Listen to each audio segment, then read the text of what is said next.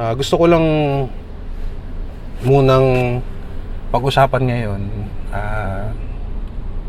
hindi mo na tungkol sa banda. Ibubukod ko na lang yung vlog ko mamaya para sa banda, pero gusto ko lang i-take yung opportunity na to para sabihin proud na proud talaga ako sa misis ko. Kumbaga na-appreciate ko talaga yung suporta na binibigay niya sa akin. Yan, tulad niyan, pinag-grab pa ako sa sakyan na usually move it lang naman ako kasi mas tipid nga naman yung compare dito, pero inaalala niya marami akong gamit. Gusto ko lang malaman niya na thankful ako sa kanya dahil isa siyang malaking biyaya para sa akin, na suportado ako dun sa ginagawa ko ngayon. Ito naman din yung buhay na binisyon ko nung dating nangangarap pa lang ako ano man yung gusto kong gawin sa buhay. Kaya naniniwala ako sa law of attraction. Alam mo yun, lagi ka lang mag-isip ng isang positibong bagay. Kumbaga, normal naman na nagkakaroon tayo ng problema sa buhay, pero wag mo masyadong i-dwell yung oras mo dun. Saka maging enough yung mga bagay na meron ka. Well, para sa akin kasi hindi naman siya luho eh. Kung meron kang gustong bagay na gusto mong makamit na hindi ibibigay sa'yo, wag kang magtampo ba. Be thankful kung ano man ang meron ka.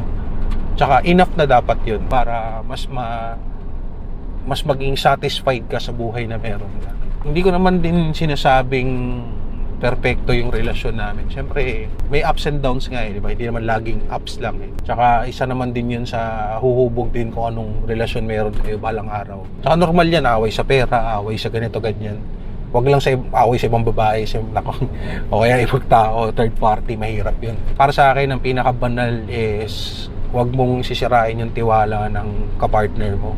Kasi once nasira yan, ang hirap nang ibalik niyan. Kahit pa sabihin na nating magpatuloy man ka, pinatawad ka niya sa ginawa mo, hindi niya na maaalis sa sarili niya yon na hindi magtiwala sa inyo. Kapag once na nasira yun, yun yung talagang ingat-ingatan nyo.